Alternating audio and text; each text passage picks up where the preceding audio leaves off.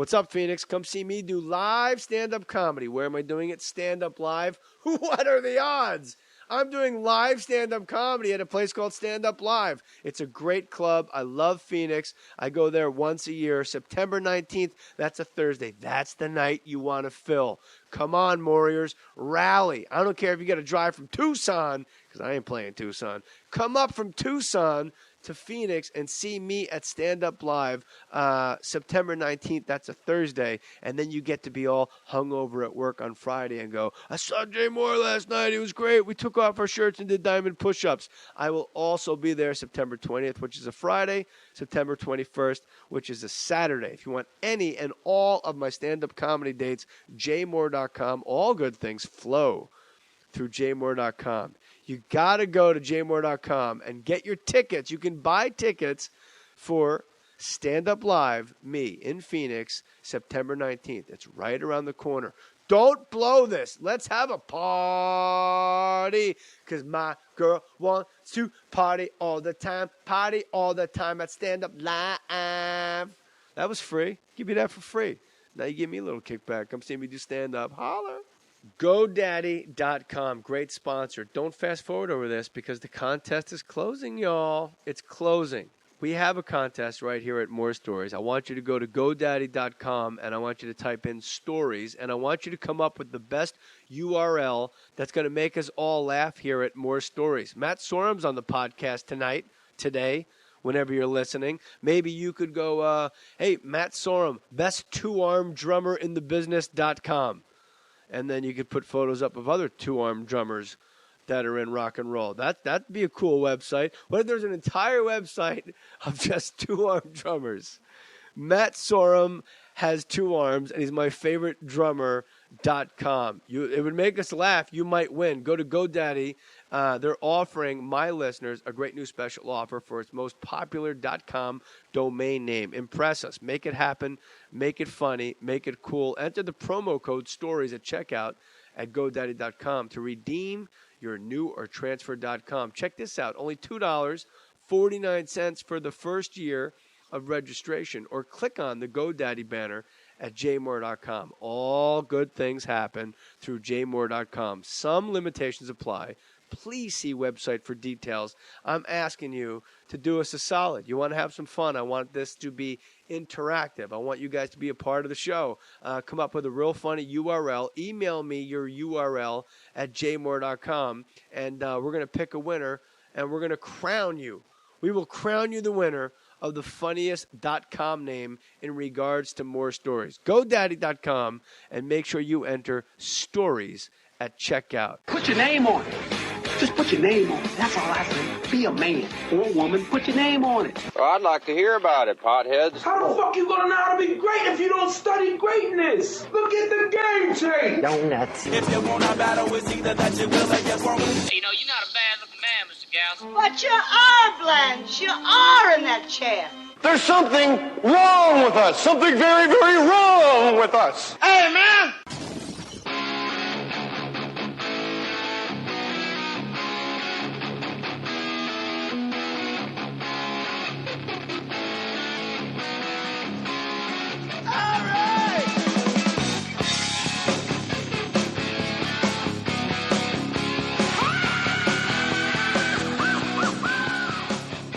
All right, Matt Sorum on More Stories. The website is weird. It's mattsorum.tv. TV. And is that tv.com or that's the whole caboodle? It's .tv because Tommy Lee called me one day. He goes, dude. It's usually I start the conversation. Yeah. And he says, you got to get .tv, dude. It's the wave of the future. And I'm like, really? He goes, Pull your yeah. chair up, so you He have to goes, lean all day. he goes, .com's done. Yeah, nothing's ever going to happen to that .com stuff. Anytime Tommy Lee comes at you with the mania and the great idea, maybe go the other way. Well, you know, he had it's a like lot gambling. Yeah. He had a lot of followers on his Facebook page, so I believed him. And I thought, wow, he's socially media savvy. And I ran out there and I got the .tv, and then I read it's an island called Tavali off the Philippines. So every time somebody does a Google search, mattsorum.tv, it also takes them to like Tavali. What about which like is transvestites or television sets? Yeah. Is it bad that I went to trannies before I went to TV sets? But maybe at some point, I'm thinking I can monopolize on this thing because I believe that soon, I think, like your podcast will probably come up right on our television set. We'll have to we'll have to see your face. It'll all be all intertwined. There won't be any like cable or any of that crap anymore. It'll just be all internet. Yeah, so my .tv will be strong. Yeah, I don't think like .org, .gov, .net. Yeah. Tommy's one of those guys that calls you super manic. Yeah. He's like, bro, we're going to open tanny salons and we're going to give out karate bags. Yeah. And you're like, wait, what? Now that's a good idea. I've never heard of that one. He's so fired up. Yeah, he is. He's like sweetheart. a kid. He's like a 15, 16-year-old kid. 12-year-old kid. Let's talk about when you were 12 in a band called Chateau and you guys were rolling around. Because you're a local dude. Yeah, I am. Chino? No. Where are you from? I grew up in Mission Viejo, California. Mission Viejo. So you're in Chateau. God, you guys thought you were fancy, right? I got to tell you, I went through a little bit of a pot smoking phase. and I was quite a bit of pot. Because I grew up in California. I mean, what else are you going to do? You know, I was eating really healthy alfalfa and avocado sandwiches. I was probably one of the first guys to drink a smoothie. That's in the 70s, right? First guy ever. You were the Neil Armstrong of drinks. Okay, no, are you hip to Hava chips? Have you ever had I like them a lot. I went out with a chick whose dad owned Hava chips. I love Hava chips. And they used to have a smoothie place in Laguna Beach.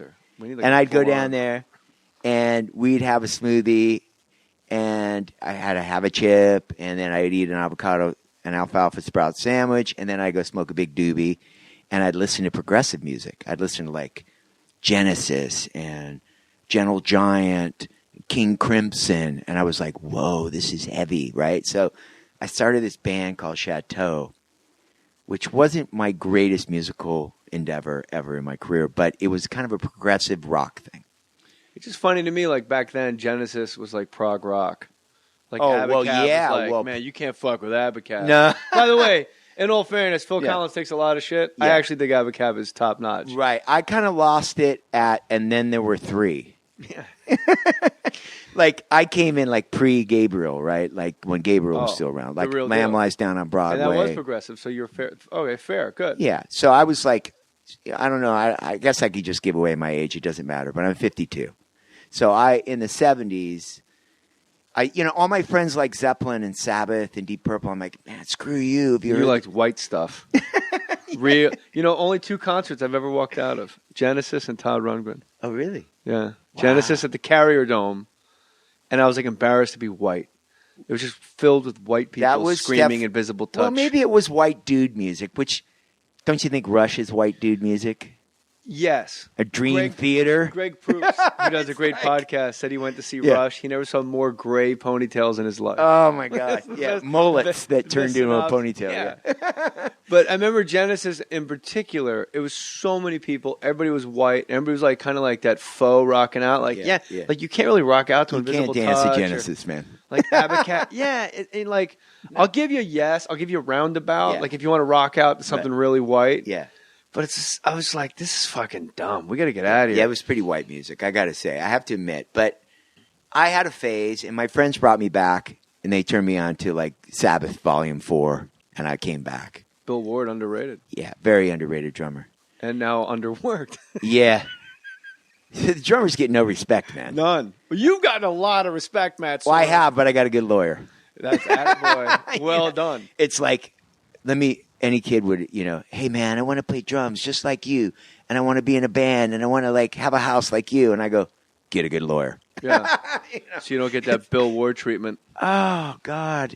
Poor Bill Ward. Well, you got to remember, he's the guy that kicked Ozzy out of the band. Yeah. Ozzy probably holds a grudge, maybe? Or Ozzy's like, lawyers? So you imagine, here's the scene. Ozzy's laid out on the couch after a pretty hard night of drinking, and Bill walks in, and he's like, dude, we've had it with you, man. You're out. Fire the guy. So they bring in like Ronnie James Dio or whatever, right? So years later, he's like, Bill, what about him?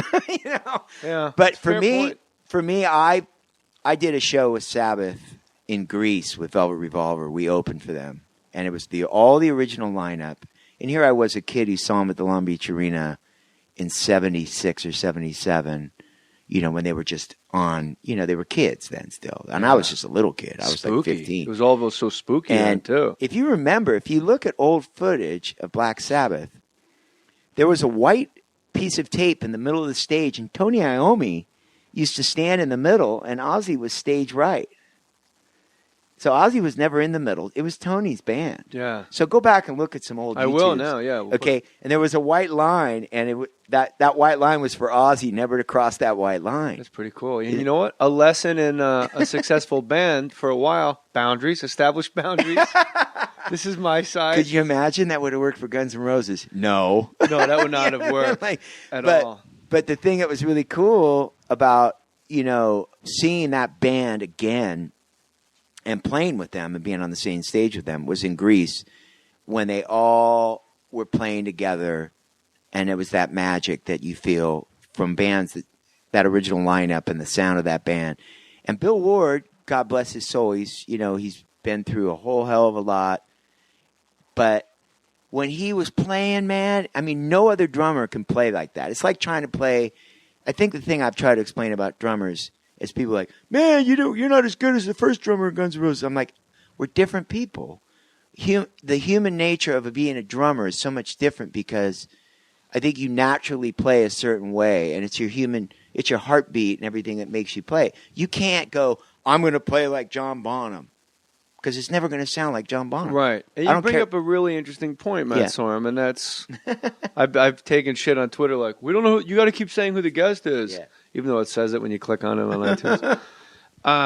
A drummer's job is time, essentially. Yeah. I mean, is that the bare, basic, root job description?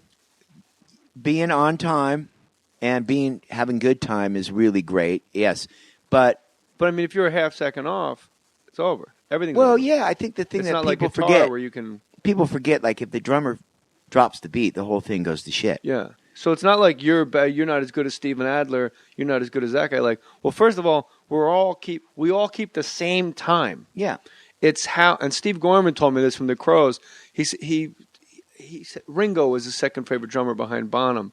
And I was like, Ringo. And all drummers that come in here, they circle back around to Ringo. And I'm like, what are you talking about? Yeah. And it wasn't until you start hanging out with drummers, and thank God I have one in front of me for this discussion, they just hit differently. They hit the drums.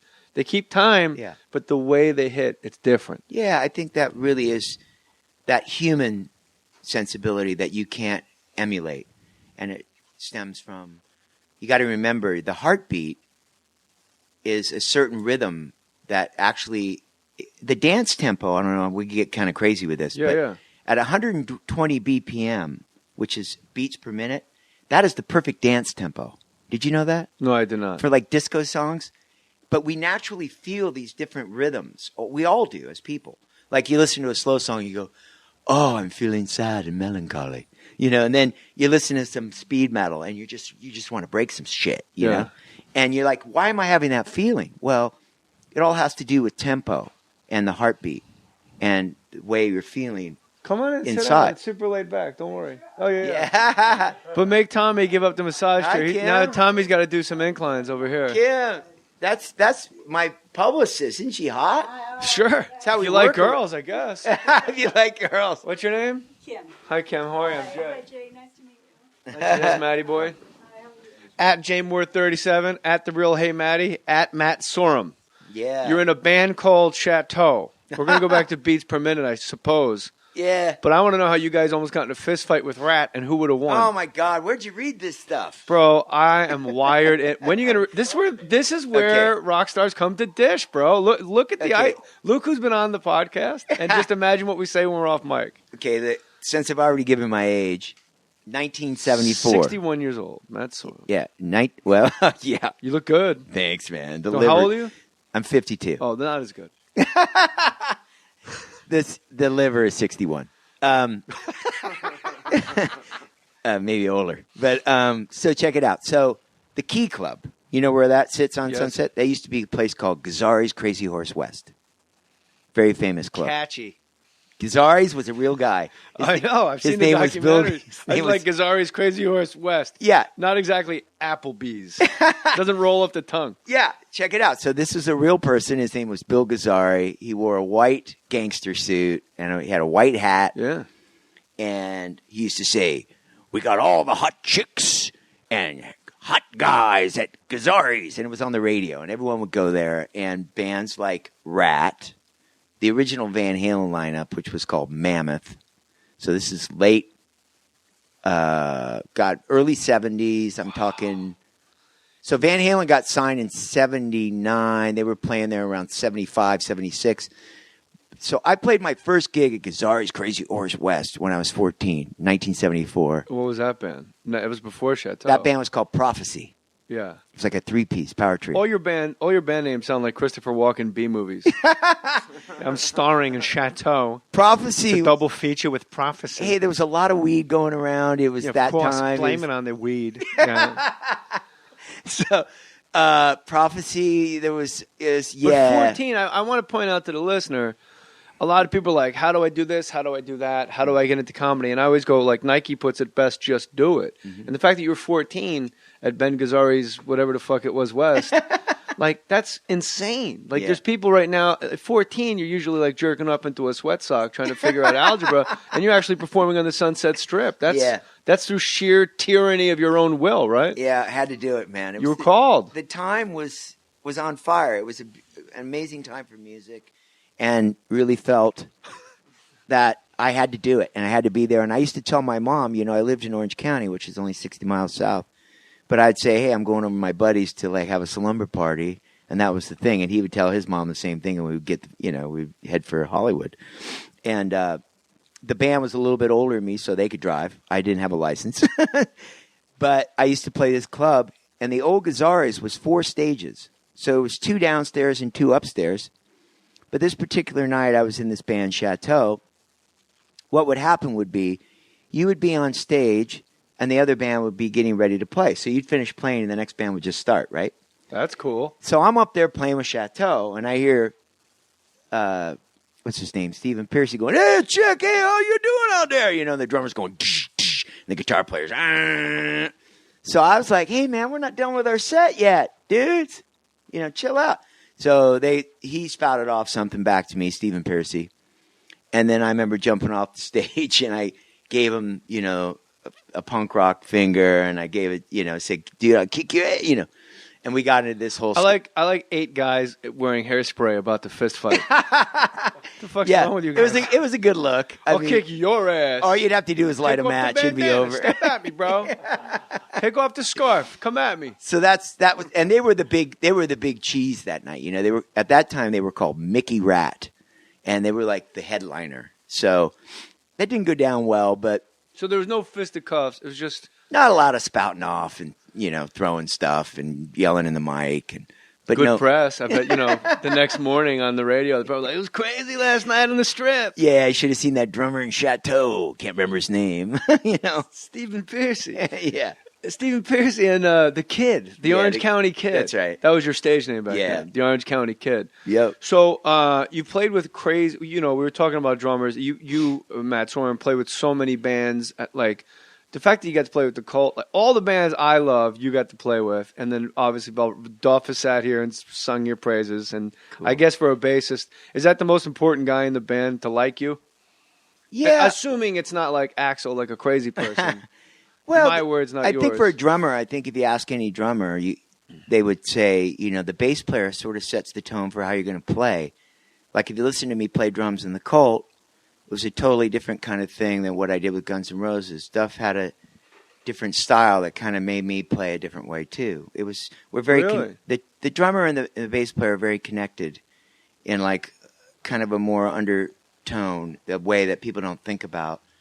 But if you think rhythm section, you always say bass player and the drummer, and then maybe a rhythm guitar player comes into that. But the rhythm section really is the drums and the bass. So me and Duff, we click in a different way than he clicked with Steven, and same with when I played with the Cult. I played a little bit different. If I play different styles of music with different players, it's all about the collective, So It seems like the Cult, one of the few bands actually louder than Guns N' Roses. Yeah, we were. Well, the thing love the about Cult. that thing about that band was, it came from more of a kind of an AC/DC style of groove. Billy Duffy from the Cult would describe it as below the waist versus the sex kind of grooves. Oh yeah, Like if I'm you listen to with you. AC/DC, that shit's like it's got that sexy kind of swagger to it. Chicks dig it; they could dance to it. You hear it in a lot of strip bars. Yeah. It's like like Lars from Metallica said to me one time. He's like, we used to go out to different strip bars and stuff back in the day. And he said, "How come they never play Metallica songs at strip bars?" And I'd say, because girls cannot dance to your music. And they also can't dance for 14 minutes. Yeah, yeah. Like, tighten it up, Lars. So after that, they wrote the Black album, which I'm responsible for because I told Lars he needed to slow down, write some For groovier. strippers. Yeah, You are. This is a true responsible story. for Metallica's success. I am. This is a very true story. So Lars is really bummed out because girls don't like his band, right? Metallica. It was all guys. And I said, well, why don't you guys write some sexy songs, with a groove? So they came up with that Enter Sandman and a few other hits. And What? Yeah, Enter Sandman. That's a panty dropper. yeah, and Talking about. but at least check it out. It is. Strippers can dance to it. We walk They in also dance to the Brewster. They Go- don't even know what it means. the Gold Club, Atlanta, All right. 1991. We walk in, and what do I hear? I'm with Lars because we're on tour together. Guns N' Roses Metallica Stadium tour. We hear dong dong dong dong dong dong dong down down down down, and he's like, I never had seen the guy smile so much in my life. He was so happy. He threw his arms up. It's like he had arrived. And at that point, he's $20 million liquid. $20 million liquid. He just sold his Basquiat at the Christie's auction It's an house. original, bro. It's just a charcoal drawing. It's Hey. a Fairbane's bread. Now look, Made me feel great. I told him to write the Black Album, but he told me to buy a Basquiat painting. You should have taken his Coulda, advice. shoulda, woulda. Oh, you didn't buy it? Does he He's really like- have Basquiats? Oh, he got crazy on I Basquiat. love Basquiat. He sold close to $30 million of Basquiats at the Christie auction house that he paid, made millions. So he's a guy, if you're on the road, he's the one you want to mug. He's Like Izzy Stradlin is kind of like a gypsy, and you're not going to really get anything out of Izzy if you roll him in his sleep. But like Lars, maybe a Cy Twombly rolls out. yeah, I'm Like telling just some you, weird man. art, an Well, Ann Sexton original like a Van poem. Gogh just Yeah. in the backseat of his Some car. weird E. Cummings original print poem. Yeah. Not even the rain has such small hands. No, hey, he's got some amazing works of art at his house. He's a very intelligent guy. I really love that guy. He's, when he was he almost in Guns N' Roses? Lars Ulrich? He can't leave Metallica, right? No, I don't think he would leave that band. But I wouldn't either. But when it just brings me to my segue, which I'm poor at. Who's the short list? Who do you know was also up for the gig at Guns N' Roses? Oh, after me? No, when Steven was booted. Oh, okay. Like, did you know who else? Yeah, there was a going in? drummer from a band called the Sea Hags.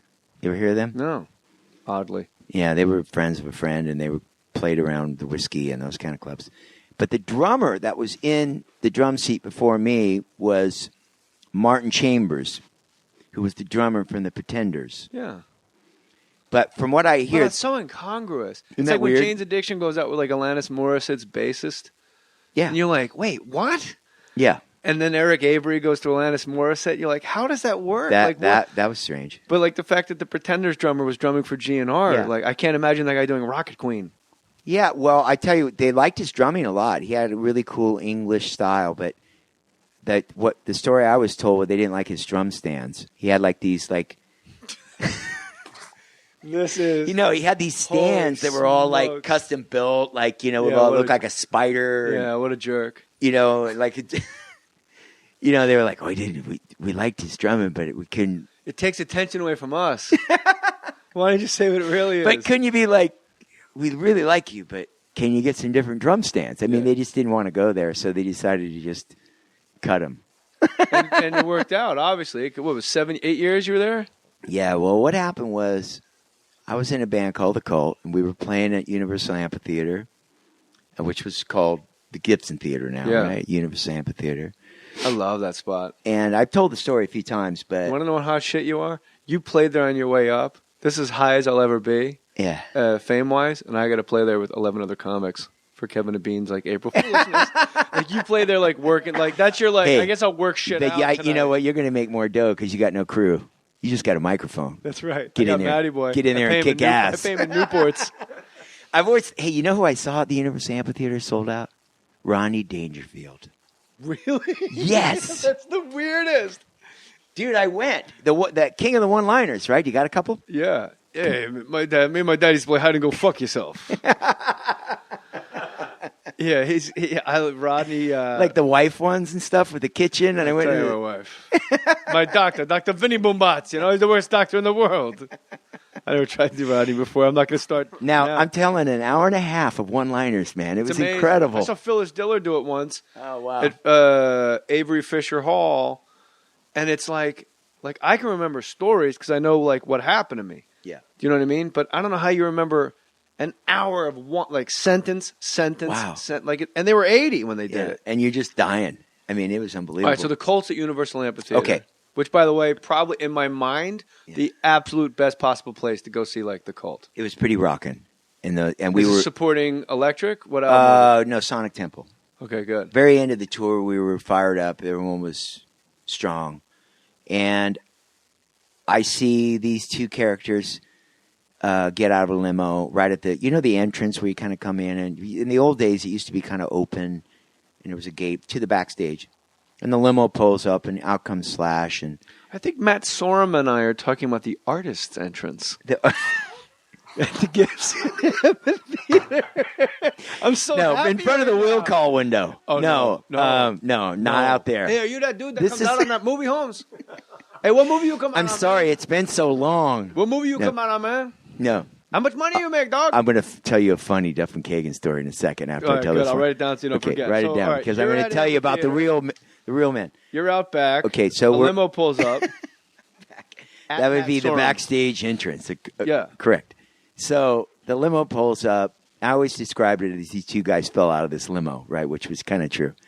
And they had a little group of girls with them, and they came in. And I remember thinking, the Cult tour's over. Shit, what am I going to do? Because in those days, I was a sideman. I was basically hired help, the drummer. Were you on salary? I was on salary.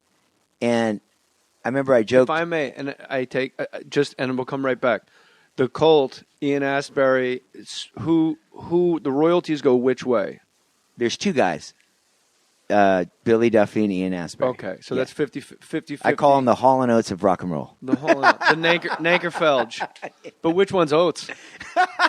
That's really the big. Don't Yeah. answer that. Oh, There's shit. no good answer. Yeah, no. I wouldn't, All right, I wouldn't so- want to put that on So you're anybody. like Ron Wood in the Stones. You're getting a salary to rock out. Yeah, your Ronnie back Wood out. was in the Stones for 20 years before he ever got cut in.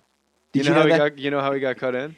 Remember when he went to rehab for like 2 days? Yeah. You can't go on tour if your guitarist is in rehab. No. Ooh, that's a good one. I'm Remember how- fucked up. I can't go. Remember how quick that was? Yeah. And then TMZ had footage of him like doing Nixon's peace finger. Yeah. That's what I heard anyway. What do I know? Wow, that's a good one. But could you imagine? I mean, most bands don't last 2 years, let alone 20. And then you're like, we're going to make you a member. Cut him in. Yeah. Poor Bill Ward. Yeah. So Whole show. That's a callback. so Ronnie gets cut in, and anyway, I just jokingly said to my girlfriend, "Hey man, maybe I could go play with those guys," and I end up getting a call from Slash, and then I joined Guns N' Roses. I went and played initially. But had Steven been kicked out by No, he hadn't been kicked out yet. I was going to come in Was and it just writing on the wall like Brian Yeah, I Jones, was where gonna you're come like, in we and can't fill- tour with this guy. He's a mess. I was just going to come in and fill the bill, and like do the album, and then we started playing, and then it turned into them offered me the gig. How much time went by for you to make up your mind to accept that? About a half of a millisecond right before Yeah. Slash poured me a cocktail. There's really no unit of time. They haven't calculated how to measure how quick that was. Yeah. A blink of an eye is like 80 times. I didn't too call long. my lawyer. I didn't. Yeah, No, I I'm didn't. in. Whatever you guys want to give me, if it's a bird dropping, I don't care. I'm just like, Yeah. yeah. Now, did you? I'm on for the ride. Were there rumblings that Steven was going to go? They were I'm not trying- asking you to throw anybody under the bus. No, I think they were going to try and get him in shape to come back. But He pushed back. at that point, I think the band really needed to get moving. There was about 4 years of downtime there. You know what I said to Duff? I go, you know how weird it is? You were someone's interventionist. Yeah, right? Like you and Slash had to tell somebody, get your shit together, bro. Be like us. Well, that's always how I gauge my alcoholism. How Well, how the rest of the band's playing? these guys start drinking at 10 o'clock in the morning. I'm fine. I don't start till like 5 o'clock at night. Oh, I think you say 11. I'm at 10:15. No, I do happy hour. I go happy hour maybe a little earlier. What's your favorite Guns N' Roses song to play? Like, what's one that you go, I'm so happy I'm playing this? Well, let me tell you when I thought I'd known I had arrived. When I turned on Sunday Night Football highlights and I heard the opening drum fill to You Could Be Mine, a guy was going for a long bomb. And it's like in the pass, and I'm like, yeah! That's me. And I'm not like a big sports guy, but Yeah, that but was like, for me, it was like, that is killer. Yeah, because it's it's totally American. It's uniquely American. So that song probably is my most representative of me as a drummer and the band and everything. It was my first video with them. So probably You Could Be Mine. You know? That's badass. And you made sure that you didn't have any fancy drum kits. No, I didn't. You know, Tommy Lee was doing all that. Yeah. So I was like, And Tommy Neil Lee Peart was like, looks like he's driving dude, a fucking Tommy Japanese called me. train. Yeah. Tommy calls me. He's like, dude, I got this thing. It's going to spin around and go up in the air. I'm like, Oh, yeah, he has that little roller coaster. well, he's got a roller coaster now. But I go, you know what I'm going to have? A drum riser. Yeah. It's like, you know, I had a gong for about 2 nights. And then, In case somebody wasn't funny. yeah. Or in case a Japanese person walked on Axel stage. made me take it away. Doing. Axel, Really? Yeah, he goes, get rid of that. I go, okay. Whatever you say, Axel. You were the only guy in the band deferring to Axel at that point. Well, I was, you know, we got along really well in the early days. We got along fine. You know, he was happy to be the band. I think they were all happy to be moving again and be working. Yeah. You know, and I came in there, you know, and just we got the ball rolling and got out into play, and you know. Let's talk about peacethroughmusic.org, which is important because you were in the band in high school. So anybody listening to this that thinks, correct, you were in the band in high school? I was. marching band? Okay. There was just an odd silence, and I went, did I get that? I get Chateau right? And I fuck up him in the band? So you were in the marching band in high school, Yes. a drummer, obviously. So, and what happens a lot on this podcast is a lot of people that feel like they don't fit in, they hear somebody and they go, oh, shit, and everything sort of clicks, at least for a moment. But Matt Sorum, you're a guy like you're in the marching band in high school, and then at night you're going to Sunset Strip to kick the shit out of Stephen Piercy and Tico Well, Torres. yeah, I you know, I was not even the right band. I It's was a very good name. lucky because Tico Torres sounds like he should be in Ratt. Tico Torres, yeah, Sorry. Tico. So. So marching band. So well, I grew up in a time when there was a lot of music in school, and thank God for that because, you know, I had an outlet. You know, I don't really know what would have happened to me if I didn't. I mean, yes, I was smoking a little weed like everybody Who was. cares? But I didn't go like, you know, steal cars or anything. Like a lot of kids, I really think the reason I started this charity and the way I feel about music and art being taken out of schools and how I felt growing up is I connect with these kids because as a kid, I didn't really have a lot of other abilities. I wasn't doing well in academics. I just wasn't focused on that. And even sports. I wasn't really a sports guy. I got traumatized early on. I tried sports, and this like old guy yells out. I dropped the ball, and this old guy yells out of the stands, "Butterfingers!" And you know, and that was it for me. I'm like, you know, Getting heckled by old men. yeah, it was like the dad of the kid. I You know, pictured the two old guys from the you know, Muppet and Show. so up in then the I got this balcony. nickname, Butterfingers, right? Oh, really? Yeah, because I couldn't hold on to the ball, but you know, my hands were destined for something else. So I started gravitating towards drums. But the reason I did Oh, they're that, gonna say murder. I was like, so murder. Whoa. Choking out hookers in Yermo. Yeah. So I gravitated towards music. I grew up in kind of a beach community area too. I couldn't surf for shit. I was falling off the surfboard, which was really lame. You don't want to do that in front of a bunch of hot chicks on the beach, right? Yeah. No. So I stayed closer to the beach and started a band. So that was my way of being cool and being You have the accepted. last laugh now. You're in Guns N' Roses, Velvet Revolver, The Cult, Chateau. Yeah. The Prophecy. Star of Don't forget Prophecy. That was my next one. Yeah. It's in the hopper. My riff gun didn't jam, brother. I got you covered. So I got this music. Peacethroughmusic.org. Yeah. Let me tell you kind of how I got there. So through all this music that I had growing up, you know, that was before a thing called Proposition 13, which a lot of your property tax, before they did Proposition 13, used to funnel into the education system in your neighborhoods. That would pay for the public schools. Well, that stopped. And that basically the state of California is broke. It's a disaster, especially the schools. Yes. $33,000 per student at LA Unified. How much? $33,000 per student. No, at less. Public schools. Less. Less? 7,000. Oh, well, I was told something $55,000 per prisoner in the state of California. Now, this is a great point. $55,000 per prisoner, $7,000 per student. Let me just tell you what happens then. We have more prisons. We have less kids educated. We have more prisons, right? People always say educate, don't incarcerate. But my whole thing is, if we don't give them a well-rounded curriculum, guys like myself might have been out stealing cars. I don't know. But I'm not saying that every kid that's in school needs to be a rock star. Right. No, I know what you mean because I didn't fit in anywhere. I wrestled, but wrestlers are like, there's no group. It's not like, did you guys all hang out? Like, no, it's weird. Right. And I couldn't do anything. Right. But I was a comic, and I knew I wanted to be a comic at 15. So you can't try out bits at guys trying to be cool that are like growing pubes. Like, nothing works. It's not till you leave. Yeah. And like you're talking about, like you had music. And then when I finally found other comics, I was like, oh, okay, this is where I fit in. Yeah, That was I think every kid's looking to fit in. That's some all way or they want to another. do. And you got to remember. Or at least not stick out. Yeah. Guys like Steve Jobs. Yeah. That guy did not do well in academics in school. You can read his book. He did not excel in those areas. And I just went to Washington, D.C. and spoke at Arts Advocacy Day with Yo-Yo Ma. And he did a beautiful speech talking about the new generation and what they need to learn in school and what CEOs of companies are looking for. They're looking for innovative, creative thinkers, right? 75% of the CEOs in the United States of America are looking for innovative thinkers. Now, this other thing that the education system is pushing called STEM, which is about test scores. Well, Yo-Yo Ma in his speech talked about STEAM, which adds A to that. I like the sound of STEAM better than STEM. Yeah, STEAM does sound way more progressive and cool. Yeah. So Yo-Yo Ma gives the speech. So Yo-Yo Ma gives a speech and talks about innovative and creative thinkers. And without art and music in schools, where are they going to have a place to be creative? Right. If they pull that out and they just pummel kids with test scores, number one, we're going to lose a lot of gems, guys like you, who probably would have, I don't know. Go on. We're going to lose kids that don't have to end up being comedians or musicians or whatever, but they could be an architect. Yeah, graphic design, fine arts. Yeah, internet. That's a great point, Matt.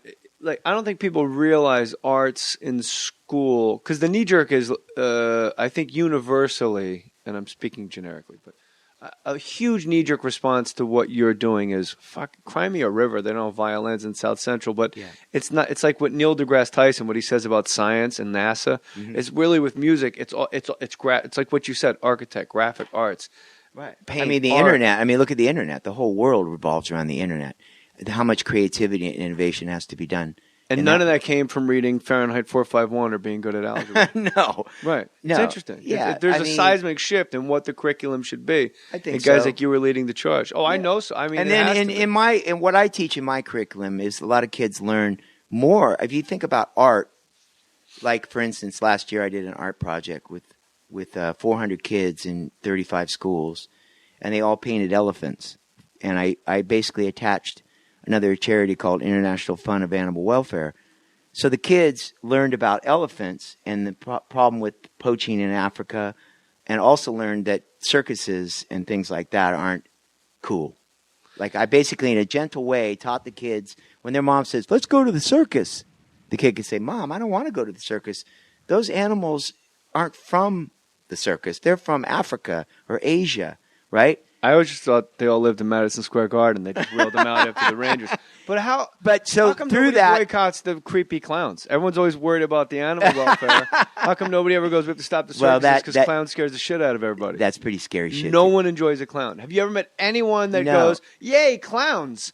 Everybody goes, look at this guy. Oh, it's a frowny face clown. Well, look at Cirque du Soleil, though, for instance. But they're not clowns. They're Russian gymnasts. No, they're not. They're not clowns. But that is an amazing circus.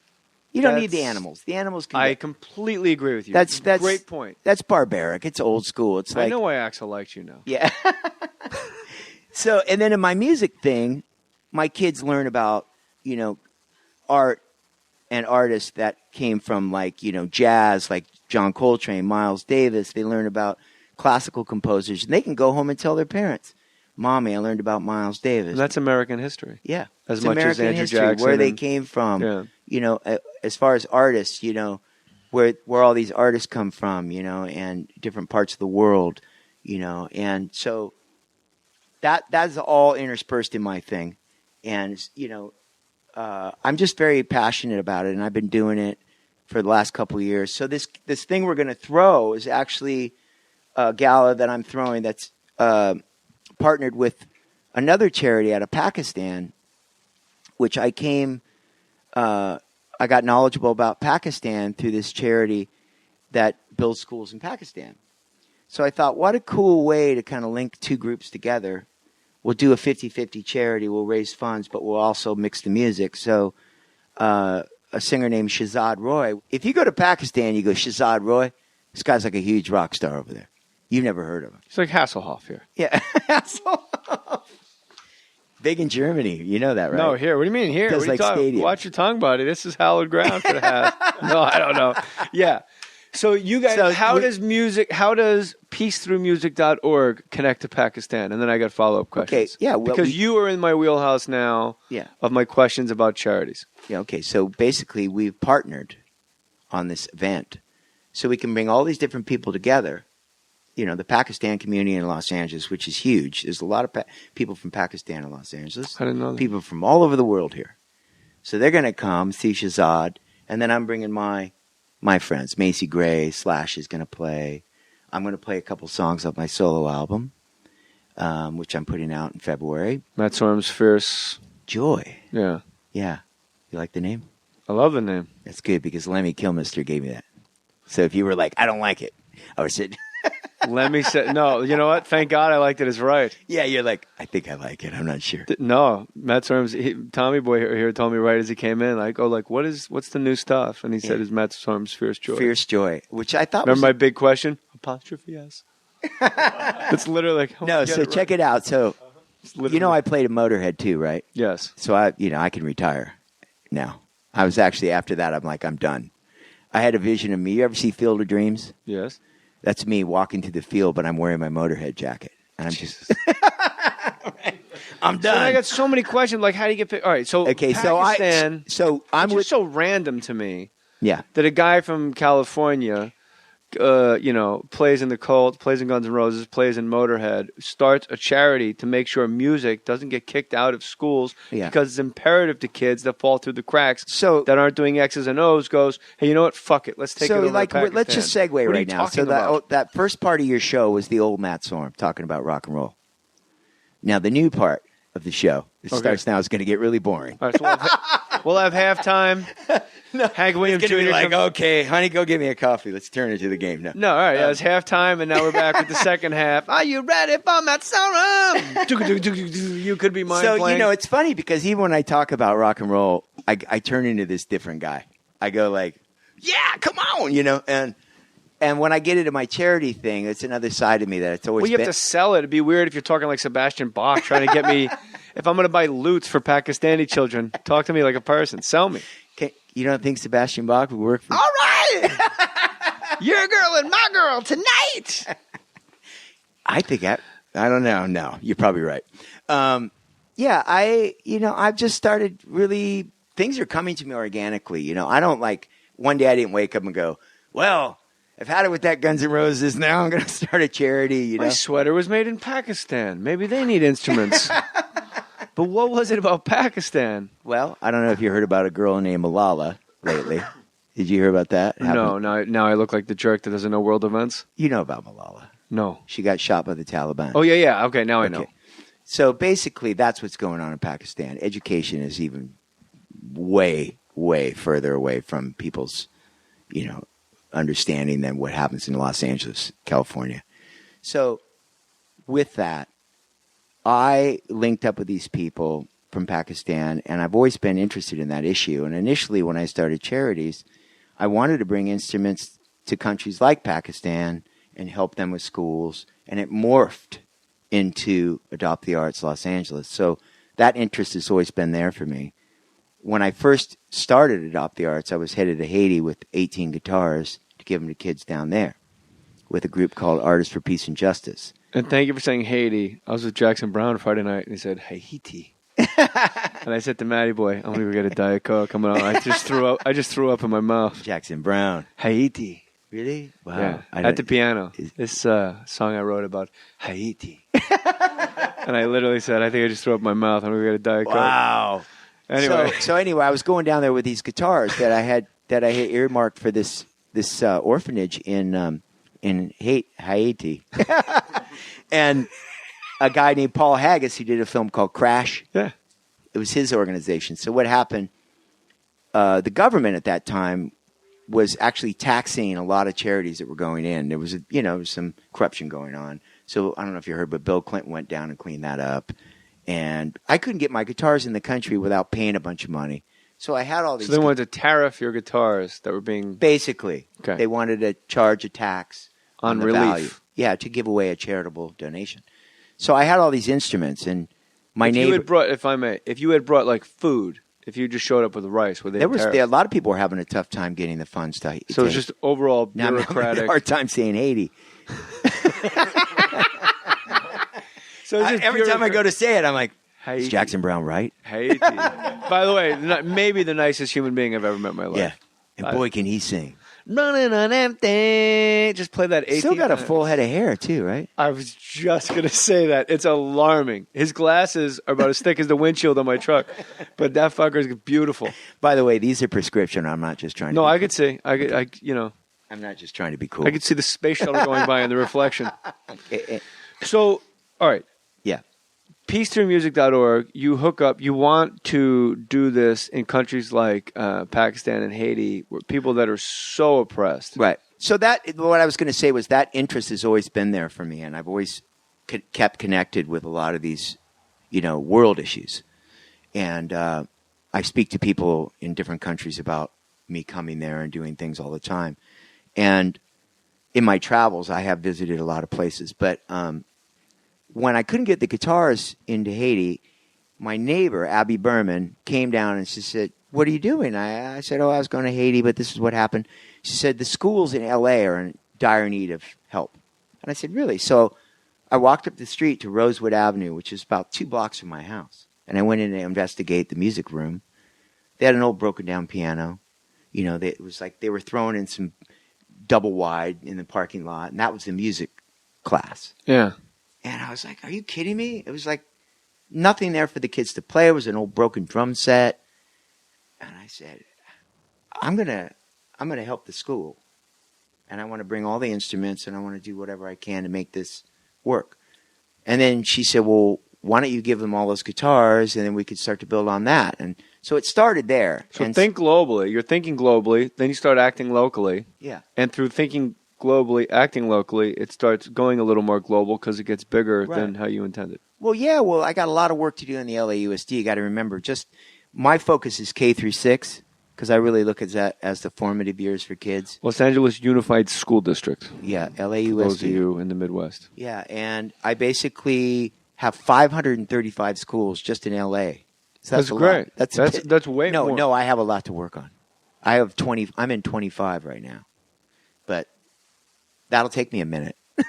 Yeah. People go, "Are you in the rest of the country?" I said, "I'd love to be, but it's a growing process and it's all organic and has to build." So how do you make time for Pakistan and Haiti? If you're there's people in Detroit right now going, "We could use guitars. We'll sell them for heat." Yeah. Well, my focus is LAUSD right now, and the thing that I'm doing with Pakistan is they're handling that, and they're coming and partnering just for this event with us, but they're handling all that funding. And did you ever get to Haiti? Did you ever I never made it down there with the stuff because they made it so you couldn't. Yeah, but everything was, Now you do a lot of different charities. Like I'm on YouTube watching you protesting dolphin slaughter. Yeah. And I never watch things like that. Like I won't watch The Cove. because I was telling your guy Tom here, you're the label guy. Yeah. Yeah.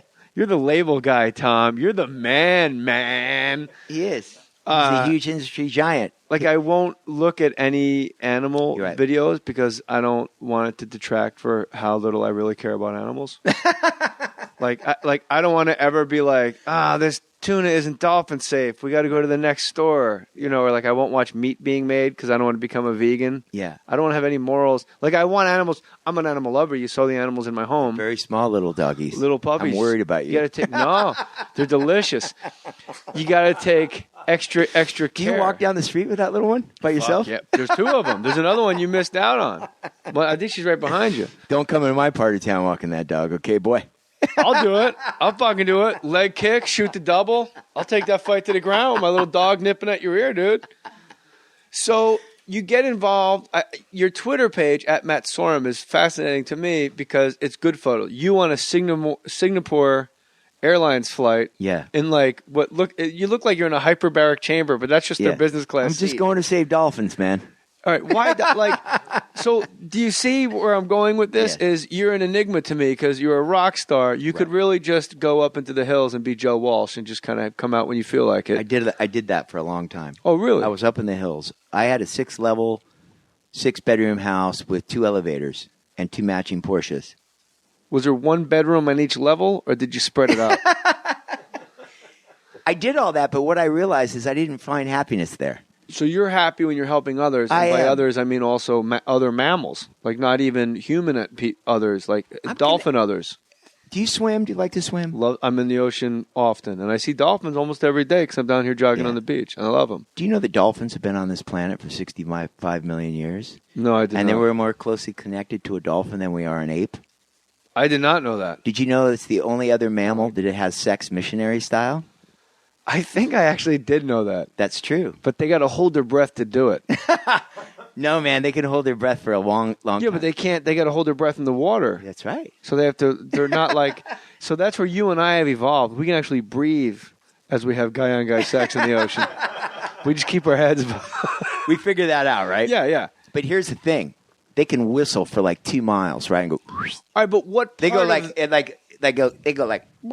Right, like I'm Bob, right, and then like Lisa's like 2 miles away, and she's like, "That's Bob." I want some of Bob. Yeah, yeah. Can you do that? No, I'm married. Yeah. Here's the thing. So I'm very. But what is it? All right, but you could say the same thing about like, hey, elephants. They're the only mammal that bury their dead. Yeah, and they visit that spot. They grieve. Yeah, they do. But for some reason, dolphins. Chimps throw their own shit. Dolphins carry their dead. They carry them? They carry them on their backs. It's kind of creepy. It's like an old school Italian funeral back in the day in the hills. They're a family, just like elephants. Pod, right? Pod. That's a family. But the dolphins, they reached a guy that never went in the water because he fell off his surfboard. For some reason, the dolphins got you. That's right. Do you see the dolphins that saved? They've saved millions of people. They saved a lot of sailors in World War II. You read Unbreakable by Laura Hillenbrand and all these weird books where guys are lost at sea and the dolphins pick them up. That's right. But what was your moment of clarity where you went, I have to keep dolphins? Because nobody's slaughtering dolphins to my knowledge, like in Malibu. You don't see them like chopping them up and chumming them and throwing it through wood chippers on PCH. No. You had to get on a plane and go to Japan. Not only did I get on a plane, but I got on a train. My friend said, "Oh, fuck. I'm already my friend out. said, hey, I'm man, already out of that charity. Check it out." I'll go to St. Monica's right around the corner. Pally High, what do you need? It's right here. My friend says, it's amazing. It's the bullet train. But he didn't tell me that it was only the bullet train for 2 hours. Then we get on the old train, the Orient Express. Shoot. Charlie Chan walks in with a cigarette holder. Another 6 hours. And Mr. Sorum, I saw you acting suspiciously. Please come with me. Hold my cat. Yeah, it got a little strange out there. Well, what's weirder? Whatever happened on the train or the fact that a white guy from Orange County got on a plane and a train to go join a bunch of Japanese people to protest dolphin slaughter? Yeah. I just by the way, I'm completely pro-dolphin. Yeah. It's just amazing to me how far you traveled to help dolphins. You're never going to get a thank you note. But maybe if I fall off my surfboard one day, like Bob might be around. Lucky dolphin. You're never going to open an envelope and it's going to go... Right? You know what the thank you will be? What's that? When it stops, I'll be happy. It'll be just another challenge for me in my life that I realize that my little bit of notoriety, not that I wish I was George Clooney because I could do a lot more. Right, but you can draw a crowd. Like if you go to Japan and you just go, the guy from Guns N' Roses is here, they don't even go which one. But here's they the just start problem. They running. can't say Guns N' Roses. They say Guns N' Roses. That's fine. As long as they show up. And they say Matt Sorum. They can't say R and they can't say... But that's fine because you're not even saying it racially. You're saying it, listen, I'm letting you off. You know how they say slash? Swash. Do they really say it? Slash is on my radio show, my sports talk radio show, and he goes, I've always wanted to meet you, Jeremy. This is really great. And I go, it's all right, Slush. You got Slush, that's the man. I didn't know what to say. Yeah, Slush is perfect. So when you go to Japan, I don't know what the dolphin problem is because I've completely tuned it out. Okay. So help me, because I'm a guy. Okay. I'm the guy that goes, there's fucking starving people that just lost their parents in a house fire, and you're going across the world to save dolphins. What's the matter with you? What's the matter with you? Tell me what's the matter with you. It's all part of the program. It's like I was drawn to it, and I'll tell you why I was drawn to it. I was in Cabo San Lucas. I was staying in a hotel, and there was a swim with dolphin thing going on. Love it. No. I did it, and I couldn't believe how the joy I had swimming with dolphins. Well, I'm going to rip you a new one then. Okay, here we go. And let me explain what's happening. Well, this is good. Okay, here's what's happening. There's 8 dolphins in a swimming pool. Okay? And these people come off these cruise ships from 8 o'clock in the morning till 5 o'clock at night. And they ride these dolphins. Yeah. Right? Well, I didn't ride it. I was pushed by it. Do you think the dolphins like it? That you're on them? You're like a big old grizzly guy, riding on them? Are they getting paid? You know what they're getting paid with? Dead fish. Yeah. A dolphin swims miles. Bill Ward. Okay, let me tell you, that's what changed my thinking about. How do you know the dolphins don't like it? They don't like it. How do you know? Because Aquaman. Did you talk to them? They love fucking fish. They love dead fish. They fucking go bad. That guy blows that fucking whistle. No. They come out with their stupid smiles. No. God, you know why? I'll do You know anything. why they do? Because they starve them to death. And let me tell you about the Cove. Oh, now you're bumming me out. Paradise Cove up the street where I get my dolphin burgers. Let me tell you about the Cove and why I went there. Okay, this is the Cove from the documentary that I've avoided. I was there, standing there on the beach. When these guys drive these dolphins in, they don't just slaughter them. They take them out of the water, okay? So they basically taking them from their freedom and selling them to these same kind of places that I'm telling you about. Okay. Swim with dolphin programs around the world. They basically sell these dolphins between $30,000 and $150,000 a piece.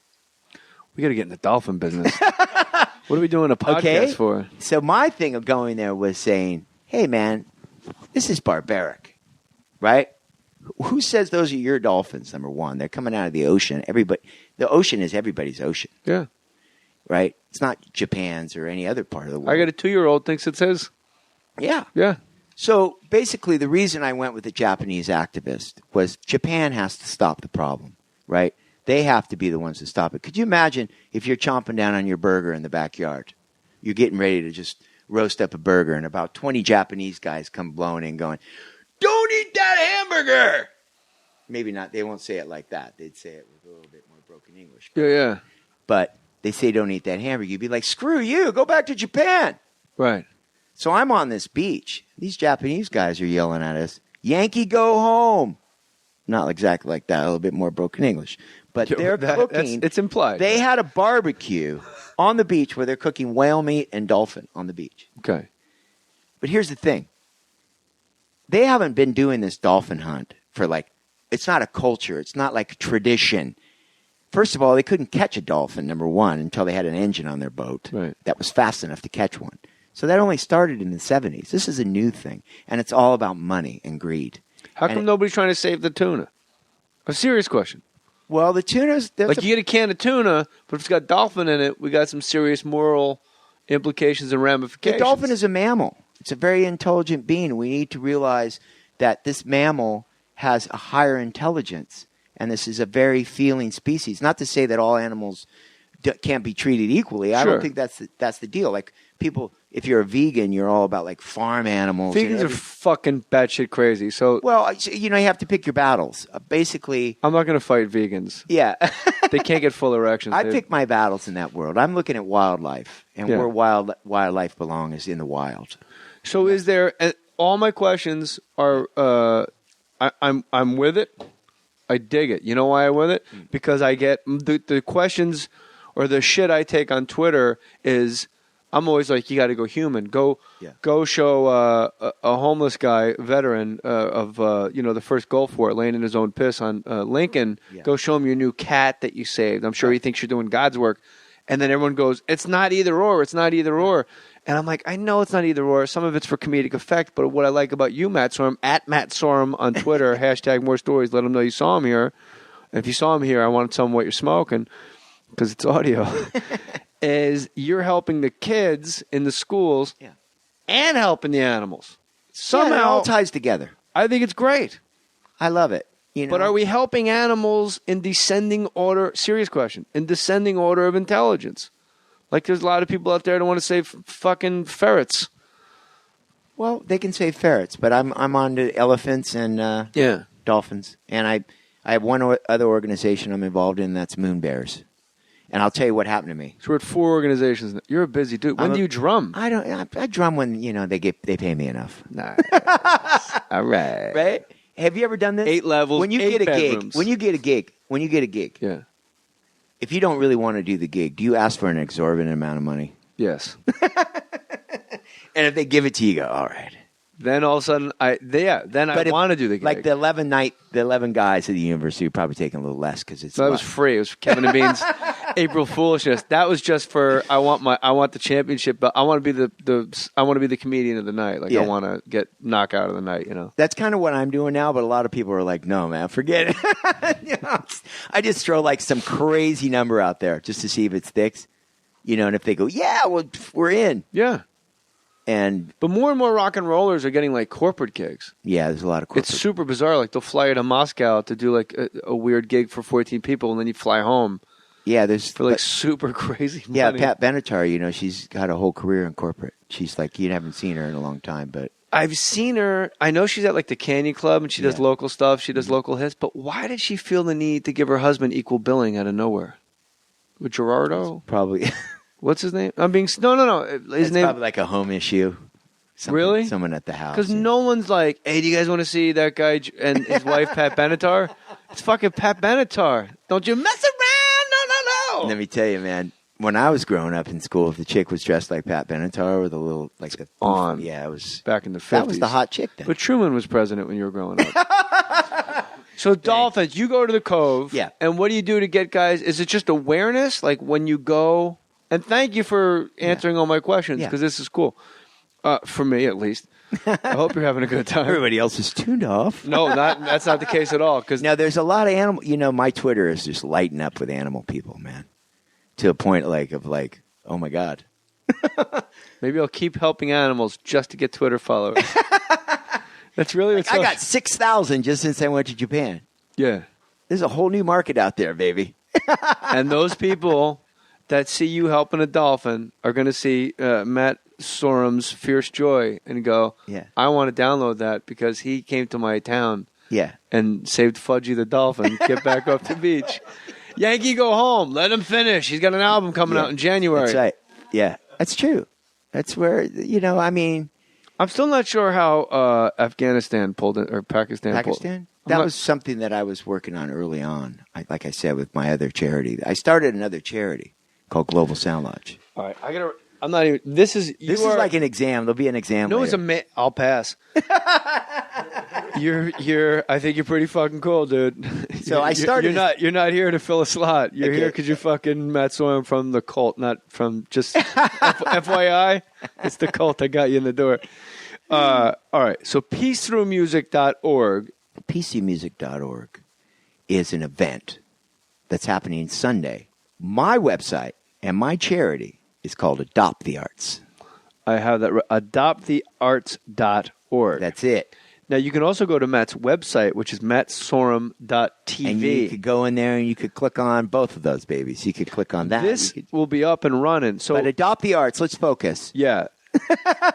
Let's do it. AdoptTheArts.org. This is a good gig because I think Macy Gray is one of the more underrated people in all of music. I love Macy. Did you know I played on a track of hers recently? No. It's a great song. It should have been a hit, but I don't think it was in the right hands, maybe. It's called Kiss It. Bring in Steve Lillywhite. Clean that shit up. Silly White can fix all. That's some progressive shit, man. He did some cool records. Bro, you sat right where you're sitting. Really? Yeah. You're catching on here, dude. That's deep. So, okay, adoptthearts.org. Give me the date. Okay, the date of the event is September 15th. Okay, what day of the week is that? Because I'm dumb. It's Sunday. Oh, so this will be out Friday. You're listening to this right now on a Friday if you're up to date. Yeah. And if you have the More Stories app on your iPhone, you're definitely listening to this on a Friday. So on Sunday, September 15th, where is it, sweetie? It's at the Roy Dolby Lowe's Theater.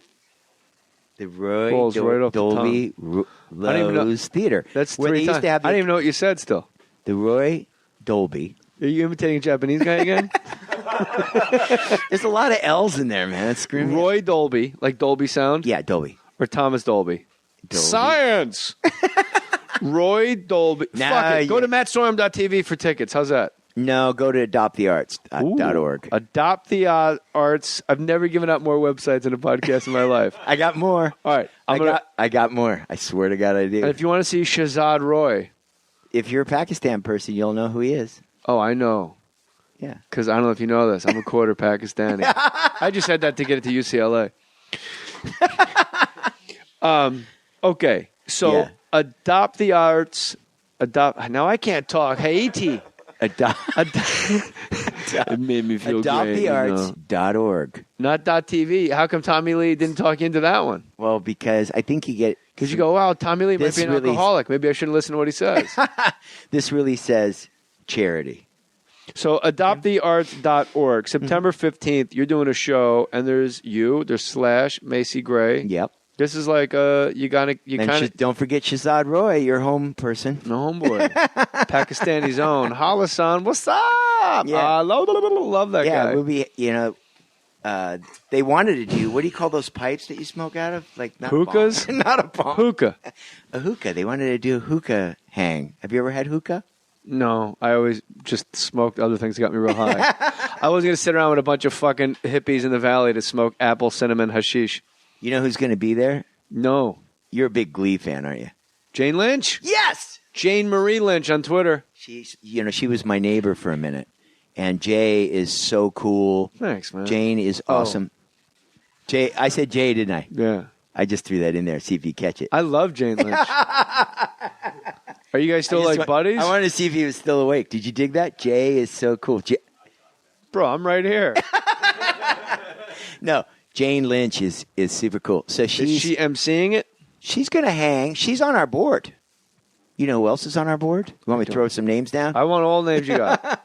Well, let me just say this. Billy Bob Thornton. Billy Bob Thornton, I saw in an elevator in Las Vegas. He weighed about 90 pounds. Billy Bob Thornton. He was super nice. Remember that movie? What's that movie? Sling Blade. Some folks call it a Kaiser Blade. Some folks call it a Kaiser Blade. I call it a Sling Blade. You keep your hands off that boy. Real quick. AdoptTheArts.org. September 15th, there is a concert happening. Yes. Matt Sorum / Macy Gray. Jane Lynch is going to play tambourine. She's going to rip some tambourine. And Billy Ray. Billy Bob's not going to be there, but he's on our board. Oh. It's kind of a bummer he's not going to be there. Because he can play. I was going to tell you who's on our board. You know what a board is? I do, and Buddy Hackett once told me, don't ever go on a board. Hand to God. Because I got asked to be on a board of like something, and I was like really like fired up and excited. He goes, because if they get sued, you're a board member, they're going to have to bring you into court. And you're like, what did I do? I just wanted to help put music in schools. Now I'm in court. And he was right. Did he sit here too? No, he was dead since then. Oh, 2 years ago we started Buddy this. Hackett, he was like a father to me. I met him after I knew everything. He was like the kung fu master that emptied my cup. Oh my God, I love. You know, he said to me, "Why do you walk to the mic when you go on stage?" And I go, "Because that's where you walk." He goes, "Right. Don't do what everybody else." Did you see what I did? And I go, "No, I was getting high in the back." He goes, I walk in front of the mic, and I wave to a couple guys. There's always a guy in the front. He paid for parking, and he's got a girl with him. And then you look up at the balcony, and you just blow them a kiss because no one ever talks to them, right?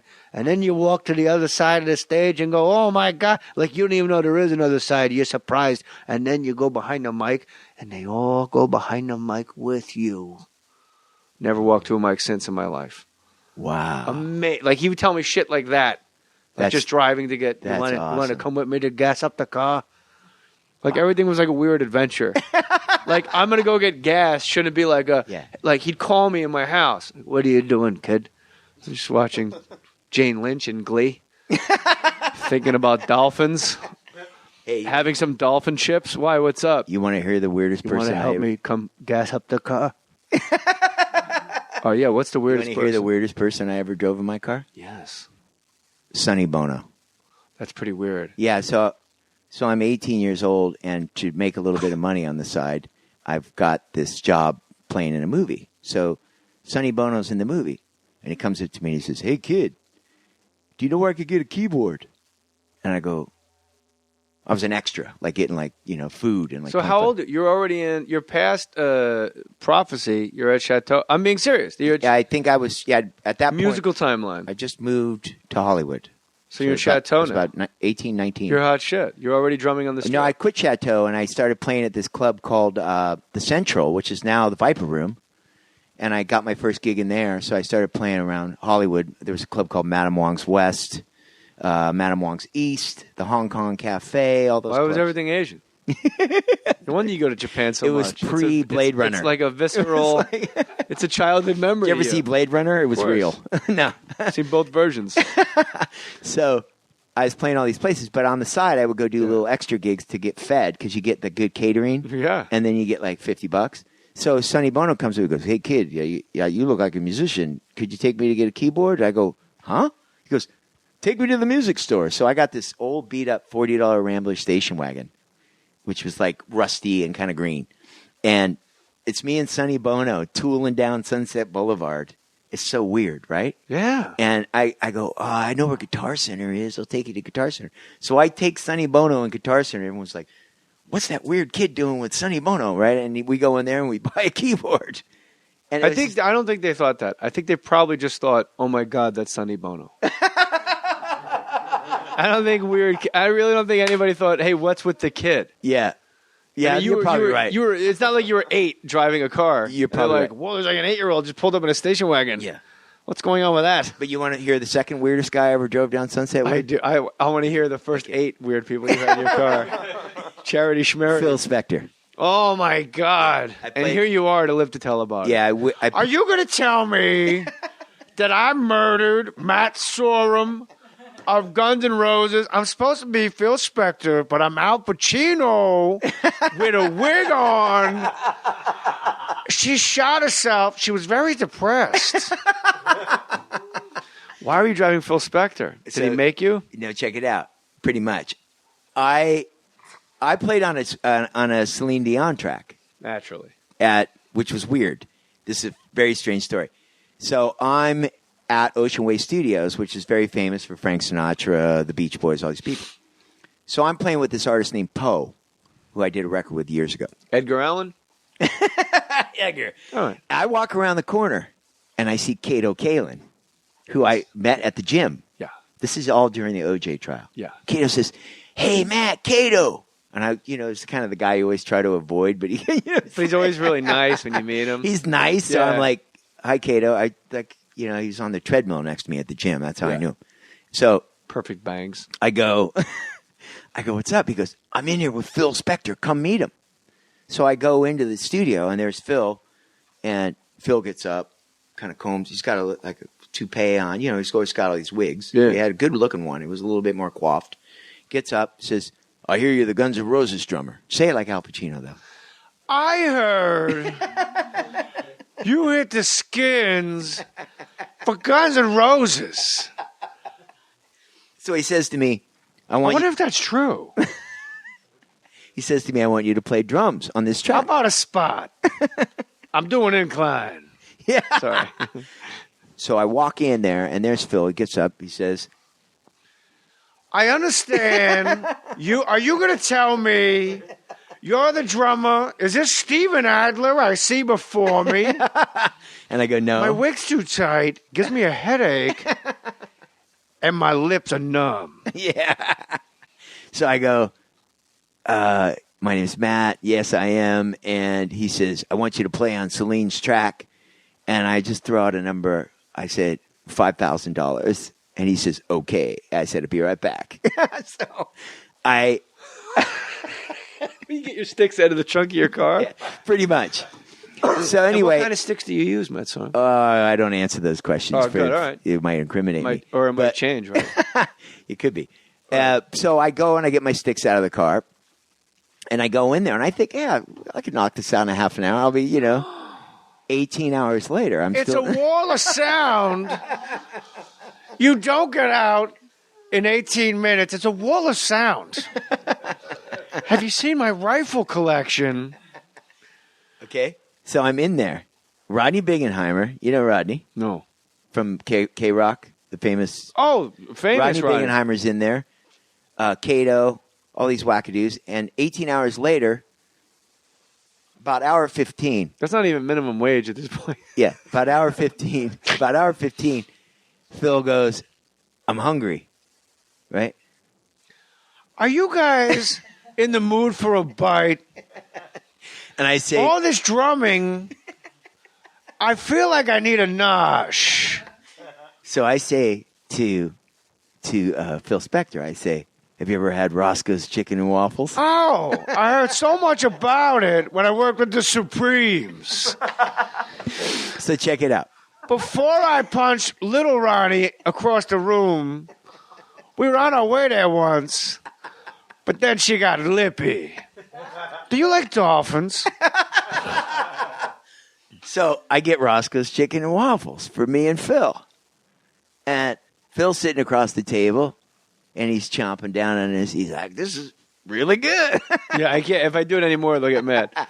So this is really good. And then I look over, and he's got a piece of chicken lobbed in his throat, and he's choking. Right? He's like, right? And I'm like, oh, shit, I'm going to kill Phil Spector with Roscoe's Chicken and Waffles. Okay. So I yell at my buddy across the room. I say, Heimlich maneuver, right? So he runs over. He's got little Phil, who's got some high heels on him, Oh, sure. Yeah. And picks Phil up, and his feet are like kicking. And he's got him, and he's and all of a sudden, boom! Just like in the movies, no right? waffles, just chicken. Right.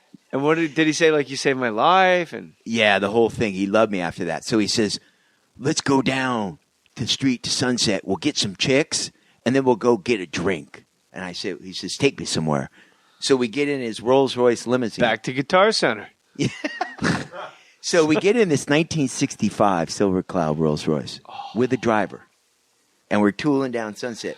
Good old Phil Spector. And Phil driving around town. Phil says, "Let's stop by Hollywood Boulevard and get some chicks." I'm like thinking, what kind of chicks? Hugh Grant time? Yeah. So I'm like, no, I'll call a couple girls. He goes, "Where are you taking me?" I go, "El Compadre." So me and Phil Spector go into El Compadre. We sit in the back booth, and he starts telling me all this crazy shit. How he owns Rolling Stone magazine and all this like stuff about the police department's on his salary and all this stuff. Did you know Jan Wenner played in the Negro Leagues with Josh Gibson? It's a disguise. But I love the guy. He was really cool. But I said, you know what, Phil, I got to go for a pee. So I get up and I go to the bathroom and I do out. I'm out. Right? You're a big sports guy, right? Yeah. The next day I get a call from his assistant. Mr. Spector would like you to come over to his house. He's got some tickets for the Lakers game for you. I'm like, can you send them? Right. So he totally freaked you out. Yeah, he's freaking me out a little bit. But what was it? Watching his little legs kick up when he choked? Because to me, that's the creepiest part. You heard about him holding people captive. Yeah. Well, he kept me there. The Ramones couldn't leave. The Stones couldn't leave. Nobody could leave. So I go, please send the tickets. So, did you ever go to Lakers games? Yeah. Phil used to sit right there at center court. He used to sit right on the I don't know if you ever. How do they miss him on Celebrity? I never saw him on TV. Well, you know what he wore? He wore like this hats. He wore hats. Do-rag, man. Do-rag. Like Phil Spector. Like Gilligan Island kind of thing. With like sunglasses and shit. Yeah. Like that kind of a vibe. Because I gotta lay low. Yeah. No wig. You know, didn't. Did you know Horace Grant tried to rape me? Yeah. So I go down to the Laker game. I sit in his seats, and the guy comes. You know, he can get drinks and food and stuff. Mr. Spector says anything you would like. So now you're in his pot. Yeah, see, I know how this goes. I go, you know, I wasn't vegetarian then, so I was like filet mignon. You're a vegetarian now? Yeah. Come on, dude. What? Because of a dolphin experience? I just don't like eating animals. I'm not feeling it anymore. You know what? Just the fact that one sentence, you're off the hook. I'm not feeling it. Not feeling it anymore. Yeah. I just went to Japan where everything was staring back at you. Like a bowl of soup, there's like eyeballs in there. Yeah, it's eyeball like, soup. It's big there. Whoa, there's like something staring at me. Eyeball soup is big in Japan. It's kind of scary. Everything's got eyeballs in it. Anyway, so I get these tickets and I send Phil. I thought it would be a nice gesture to send him, you know, something. So I sent him cookies and a bottle of milk. Very sweet. Chocolate chip. Homey, nice, right? I got memories of home. I got a killer letter from him. Yeah. That I framed. You should see it. It's really awesome. It says, "Thanks for the cookies, Phil Spector." Will you? It's my pride possession. Yeah, text me a photo of it. Yeah. I'm being serious. Will you text me a photo of it? And when will you tweet that photo? Okay, I will. You know, it'd be really cool if you send it to me. I tweet it like, look at me just in Matt Sorum's house, just running around with Phil Spector wigs on, reenacting stuff. Yeah, Phil, man, that was you and I should get some Phil Spector wigs and just do like the Gettysburg Address. Just do weird things in history. I thought about maybe doing a whole play based around that night with Phil Spector. It's a great idea. I mean, if it's as weird, but really, there's a lot more to it than that. All right, because you really just said you went to a Mexican restaurant and then ditched them. No, there's a ton more. I bet. But you don't have that long of a show. Well, for that kind of a story we do, maybe it's a different pot. You just have to come back closer to the release of Matt Sorum's Fierce Joy. Fierce Joy. All right. AdoptTheArts.org. That's Sunday. Right now, if you're listening to this, you can get tickets at AdoptTheArts.org, and you're going to raise money.